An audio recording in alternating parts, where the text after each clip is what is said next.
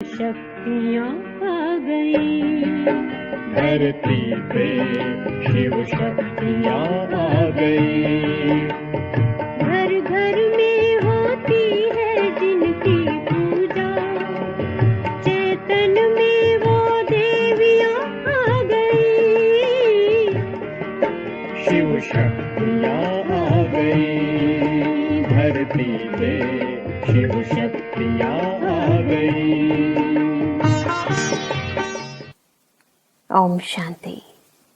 नवरात्रों का त्योहार आते ही प्रत्येक घर, नगर, चौराहे माता की भेंटों से, माता की भव्य मूर्ति से सुसज्जित हो जाते हैं। चारों ओर सात्विकता और पवित्रता का माहौल छा जाता है। गुणों की सुगंध, माता के गुणों के गान की सुगंध चारों ओर फैल जाती है। बहुत ही प्यार और श्रद्धा से समस्त भक्तजन व्रत उपवास रखते हैं, संयम और नियम जीवन में अपनाते हैं और माता का आह्वान करते हैं।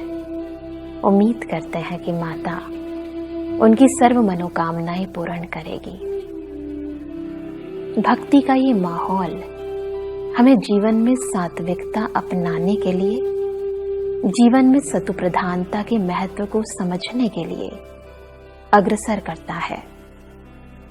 बहुत जरूरत है कि हम नव दुर्गा को न केवल उसके भव्य मूर्ति के रूप में देखें, परंतु उस मूर्ति के पीछे छिपे हुए गहन राजों को समझकर उस मां के प्रति अपनी भावनाओं को और उस मां की हमारे प्रति भावनाओं को भी समझे।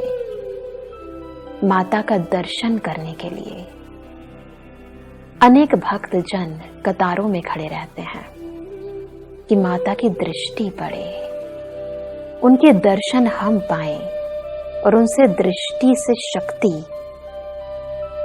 पाकर हमारा जीवन धन्य धन्य हो जाए। प्रत्येक भक्त आत्मा यही तो चाहती है, परंतु आज हम देखते हैं दुनिया में कई बार तो हम एक दूसरे से चीजों को छुपाने लगते हैं कि कहीं कोई नजर ना पड़ जाए, किसी की कुदृष्टि ना पड़ जाए और मेरा बनता हुआ कार्य बिगड़ ना जाए।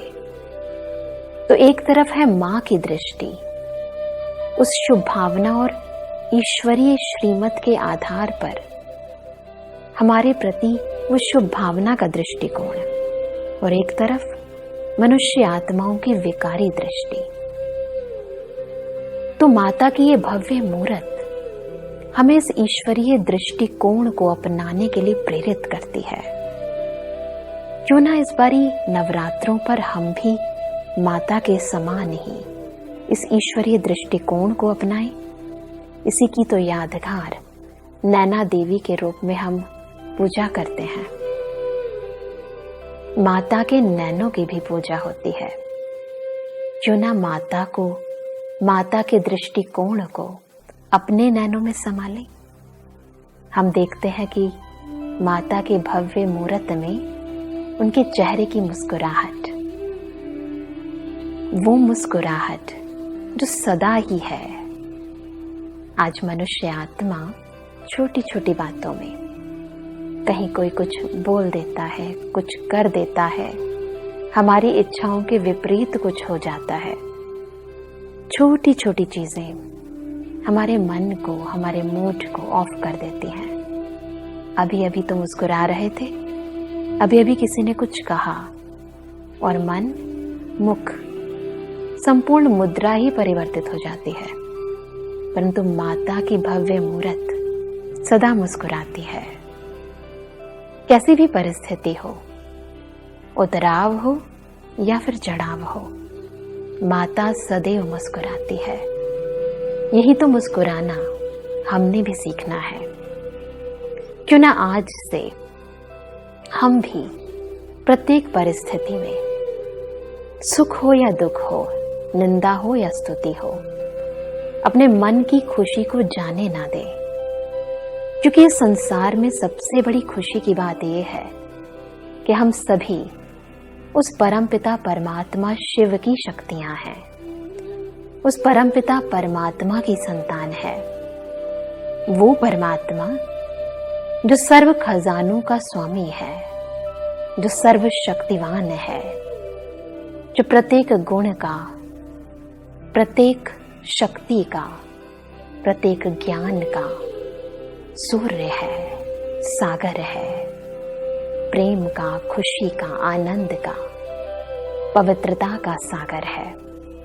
क्या इससे बड़ी खुशी इस संसार में कुछ हो सकती है? यदि सदा स्मृति रहती है कि हम उस परम पिता परमात्मा की संतान आत्मा है, तो मुखमंडल की मुस्कुराहट और मस्तक के बीच चमकती हुई मणि यानी आत्मिक स्मृति, आत्मिक दृष्टिकोण सदा बरकरार रहता है और हमारे जीवन के अंदर खुशियों के लिए हमें आधारित नहीं रहना पड़ता। हम निराधार होकर अपने जीवन की प्रत्येक प्राप्ति से खुद ही प्रफुल्लित रहते हैं। हम देखते हैं कि माता के सिर पर अद्भुत मुकुट है, केवल एक नहीं परंतु दो। एक तो है लाइट का मुकुट जो माता के चेहरे को और भी ज्यादा चमकदार बना देता है, और एक हीरे मणियों से, रत्नों से परिपूर्ण मुकुट। हम देखते हैं कि ये जो लाइट का मुकुट है वास्तविकता में पवित्रता की निशानी है। ये पवित्रता की निशानी अनेक देवी देवताओं के क्राउन के पीछे हम अक्सर दिखाते हैं, क्योंकि माता हम दिखाते हैं कि माँ कन्या है। एक कन्या कहते हैं 100 ब्राह्मणों से उत्तम एक कन्या होती है, जिसके मन में विकारी वृत्तियां नहीं है, जिसके मन में कोई व्यर्थ भावना, कोई भी नेगेटिव संकल्प नहीं है, जो कभी किसी का बुरा नहीं चाहती, जो न केवल तन से, मन से, परंतु संबंधों में, संपर्क में न्यारी और प्यारी है, सबके प्रति एक जैसी है। इतनी निर्मल भावनाएं हैं जो प्रत्येक मनुष्य आत्मा उसे अपनी मां समझ लेता है। ऐसी पवित्रता, निस्वार्थ पवित्रता, निश्चल पवित्रता, आंतरिक पवित्रता जरूरत है कि हम अपने जीवन में धारण करें। हम देखते हैं कि केवल नवरात्रों में तो हम अन्न की, संग की, तन की परहेज रखते हैं, पवित्रता को अपनाते हैं, परंतु बाद में फिर वैसे के वैसे हो जाते हैं।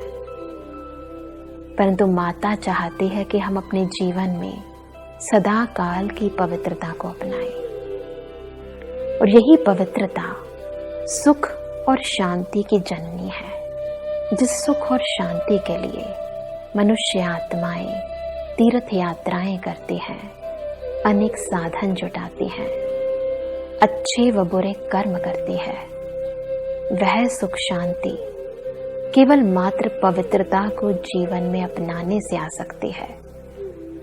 यदि इस राज को समझ जाएं, तो हमें कभी भी सुख और शांति के लिए इधर उधर जाना नहीं पड़ेगा। उसके सर्व स्रोत स्वतः हमारे पास आ जाएंगे। आंतरिक शांति आएगी, क्षणभंगुर नहीं, अल्पकाल की नहीं, परंतु सदा काल की सुख और शांति हम सभी मनुष्य आत्माओं के मन में आ जाएगी, और तब इंसान स्वयं सुखी होकर अन्य आत्माओं को भी सुखी और शांत बनाने के लिए अग्रसर हो सकेगा। हम देखते हैं कि माता की भव्य मूर्त लाल चोले से सुसज्जित है। हम सभी जानते हैं कि लाल रंग शक्ति का परिचायक है, और माता तो खुद ही शिव की शक्ति है।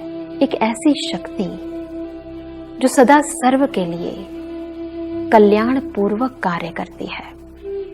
यूं तो प्रत्येक मनुष्य आत्मा परमात्मा की शक्ति है, परमात्मा की संतान है, परंतु हम अपनी शक्तियों को, हम अपने समय को, संकल्पों को अनेक व्यर्थ बातों में क्षीण यानी जाया करते रहते हैं। इंसान चाहता है कि मेरे जीवन का मूल्य हो, परंतु यदि हम ही अपने जीवन को नहीं समझेंगे, अपने संकल्पों के महत्व को, अपने कर्मों के महत्व को, अपने बोल के महत्व को, अपनी दृष्टि के महत्व को नहीं समझेंगे, उन्हें यूं ही जाया करते रहेंगे, तो फिर इंसान के जीवन का मूल्य अन्य व्यक्ति कैसे रखेंगे? तो अपने जीवन को मूल्यवान बनाने के लिए बहुत जरूरत है कि हम अपनी शक्तियों के मूल्य को समझें, अपने जीवन को श्रेष्ठ बनाएं, अपनी प्रत्येक शक्ति को सकारात्मक व ईश्वरीय कार्यों में प्रयोग करें। और यही कार्य शिव की शक्ति यानी मां करती है, इसलिए वह शक्ति स्वरूपा है। यह लाल चोला उनकी आंतरिक शक्ति का परिचायक है, जो प्रत्येक कर्मेंद्रिय द्वारा, प्रत्येक कर्मेंद्रिय की शक्ति द्वारा प्रत्येक मनुष्य आत्मा को प्राप्त होती है। तो माता की भव्य मूर्ति, भव्य चोला हमें बहुत ही खूबसूरत संदेश देता है, हमारी आंतरिक शक्तियों को सदा सुजाग रखने का सही मार्ग बताता है। देखते हैं माता की भव्य मूर्ति अनेक अस्त्रों और शस्त्रों से परिपूर्ण है। माता के हाथों में अनेक प्रकार के अस्त्र और शस्त्र हैं। कहते हैं सभी देवी देवताओं ने, स्वयं परमात्मा ने, त्रिदेवों ने माता को ये दिव्य अस्त्र प्रदान किए थे, ताकि वह अनेक प्रकार की विकट परिस्थितियों का, अनेक प्रकार के दैत्यों का, आसुरी वृत्तियों का, असुरों का संहार कर सके। परंतु समझना है कि क्या एक मां किसी का संहार कर सकती है? देवी देवताओं को तो कहते हैं कि वो संपूर्ण अहिंसक होते हैं, तो अस्त्रों और शस्त्रों का क्या यूज है? समझना है कि ये अस्त्र और शस्त्र हमें कुछ संदेश देते हैं। कहते हैं माता के एक हाथ में त्रिशूल है, त्रिशूल जो स्वयं परमपिता परमात्मा ने माता को प्रदान किया।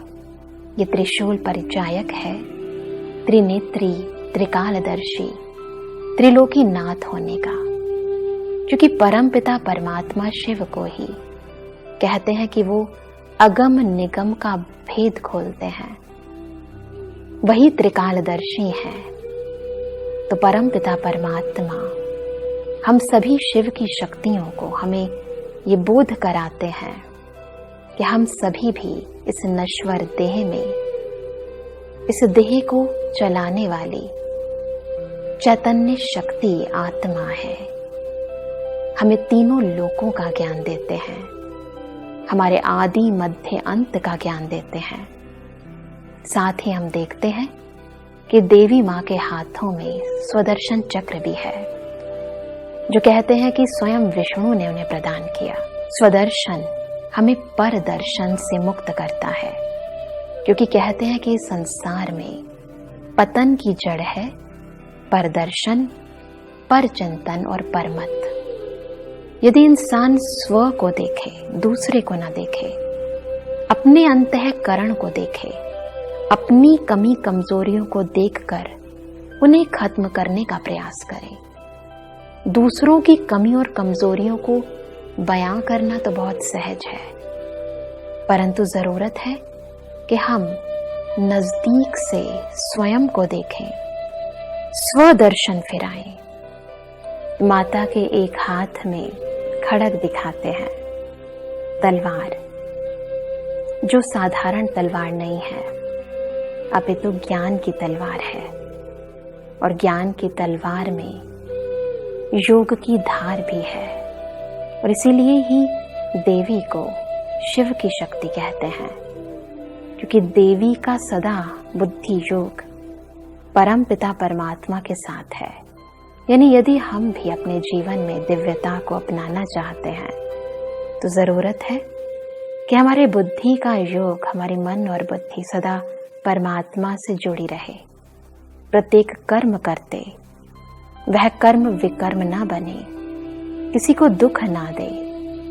इसके लिए जरूरत है कि हम सदा उस सुखदाता के साथ जुड़े रहें, कंबाइंड रहें। हम देखते हैं कि देवी के एक हाथ में धनुष और बाण भी है, जो कि हम अक्सर देखते हैं कि योद्धा दुश्मन के तीर का जवाब देते हैं अपने तीर द्वारा।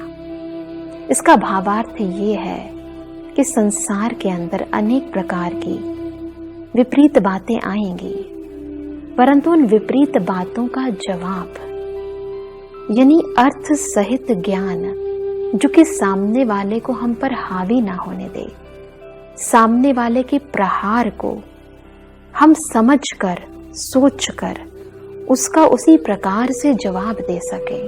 क्योंकि परमपिता परमात्मा न केवल हमें सहन शक्ति प्रदान करते हैं, अपितु विपरीत परिस्थितियों में सामना करने की शक्ति भी प्रदान करते हैं। तो देवियों में वो शक्ति है, दिव्यता संपन्न शक्ति है, जो प्रत्येक कार्य को, प्रत्येक परिस्थिति को, विपरीत विपत्तियों का उसके ही अनुसार सामना करने में सक्षम है। तो धनुष और बाण हमारी एकाग्रता का भी परिचायक है। यानी जब हम एकाग्रचित्त होकर, समझकर, सोचकर, निर्णय लेकर सामने वाली परिस्थिति का सामना करने में सक्षम हो जाते हैं, तो हम समझे कि वास्तविकता में धनुष और बाण हमारे जीवन के अंदर धारित हैं। देवी के एक हाथ में वज्र भी दिखाया जाता है और कहा जाता है कि यह वज्र रूपी शस्त्र स्वयं इंद्रदेव ने देवी को प्रदान किया था। यानी जिस मनुष्य आत्मा का अपनी सर्व कर्मेंद्रियों पर नियंत्रण है, वह वज्र के समान है, दृढ़ है। उसके प्रत्येक संकल्प में दृढ़ता है। उसके विवेक के अंदर कभी भी करे ना करे, ऐसा या वैसा, इस प्रकार का द्वंद्व नहीं है। तो ऐसी दृढ़ता संपन्न आत्माएं ही वास्तविकता में स्वयं शिव शक्ति है। देखते हैं कि देवी के एक हाथ में परशु यानी कुल्हाड़ा भी दिखाया है। ये कुल्हाड़ा जो बड़े बड़े पेड़ों को उखाड़ फेंकता है, ये निडरता का प्रतीक है, क्योंकि देवी शिव की शक्ति है, सर्वशक्तिवान की संतान है, मास्टर सर्वशक्तिवान है, अतः निर्भय है। तो ये निर्भयता एक तो अमरत्व की ओर हमें अग्रसर करती है, क्योंकि देवी सदा अपनी दिव्य स्वरूप में है, अपने आत्मिक स्वरूप में है, और आत्मा अजर अमर अविनाशी है। तो ये ज्ञान हमें जीवन में हर एक विपरीत परिस्थिति में सफलता प्रदान करने के लिए हमेशा सशक्त बनाता है। देखते हैं कि देवी के एक हाथ में सिमरणी भी है। ये सिमरणी नित्य निरंतर अजपाजाप एक परमात्मा की याद में सदा कर्म करने का परिचायक है। देवी के एक हाथ में कमल पुष्प भी दिखाते हैं, जो कहते हैं कि स्वयं ब्रह्मा ने उन्हें प्रदान किया था। कमल पुष्प जो कीचड़ में भी रहकर खिलता रहता है, सदा प्रवृत्ति में रहते, घर गृहस्थ में रहते, हर कर्म करते। हमें न्यारा और प्यारा कैसे जीवन बनाना है, इस बात की प्रेरणा ये कमल पुष्प देता है। हम देखते हैं कि कमल पुष्प अपने संपूर्ण परिवार के साथ, कमल डंडी भी होती है जो कि कीचड़ के अंदर होती है, उसके संपूर्ण परिवार उसके साथ है, परंतु फिर भी कीचड़ की एक बूंद उसकी एक पत्ती को छू नहीं सकती। तो ऐसे ही इस दुनिया में रहते कैसे हम न्यारे और प्यारे रहें, कैसे हम हर एक विपरीत परिस्थितियों के प्रभाव से दूर रहें, ये ज्ञान कमल पुष्प हमें देता है। देवी के एक हाथ में शंख भी है, ये ज्ञान का शंख जो सदा ओम ध्वनि का उच्चारण करता है। न केवल ये स्मृति रहना कि हम आत्मा है, परंतु हम आत्मा शांत, सुख, आनंद स्वरूप है। सदा इस स्मृति में रखना, ये ज्ञान केवल स्वयं तक सीमित ना रखना, परंतु इस ज्ञान को अन्य आत्माओं तक पहुंचाना। तो ऐसे दिव्य गुणों, दिव्य शक्तियों से सुसज्जित है देवी माँ, जिसके गले में वैजंती माला है। क्योंकि यदि हमारे जीवन में ये अस्त्र और शस्त्र हैं, ये ज्ञान और योग की धारणाएं हैं, तो इस जीवन के अंदर हर मुकाम पर हमारी विजय निश्चित है। ये विजय की माला वैजंती माला है। देवी का वाहन सिंह दिखाते हैं, सिंह जो कि जंगल का राजा है, सिंह जिसके अंदर मांसाहारी प्रवृत्ति भी है, परंतु देवी में इतनी शक्ति है कि वह जंगली प्रवृत्तियों को भी सात्विकता में परिवर्तन कर सकती है। देवी निर्भय है, देवी सदा सर्व कर्मेंद्रियों की स्वामिनी है, रानी है। तो वो मनुष्य आत्मा जो सदा अपनी सर्व कर्मेंद्रियों, सूक्ष्म और स्थूल कर्मेंद्रियों पर विजय प्राप्त करता है, जो सदा निर्भय रहता है, जो प्रत्येक परिस्थिति का सामना करने में सक्षम है, जो सदा ईश्वरीय स्मृति में रहता है, ईश्वरीय मर्यादाओं के अनुसार अपना जीवन यापन करता है, वही देवी के समान दिव्य गुणों व दिव्य अस्त्रों से सुसज्जित रहता है और उसी मनुष्य आत्मा की सर्व मनोकामनाएं सदा पूर्ण होती हैं। तो इस बार नवरात्रों पर हम केवल देवी का आह्वान न करें, परंतु उन दिव्य गुणों व दिव्य शक्तियों को अपने जीवन में लाएं और परमात्म सानिध्य से अपने प्रत्येक कर्म को श्रेष्ठ बनाएं, ताकि देवी सदाकाल के लिए आपके दिल में बस जाए और आपका संपूर्ण जीवन धन धान्य से, सर्व प्राप्तियों से भरपूर हो जाए।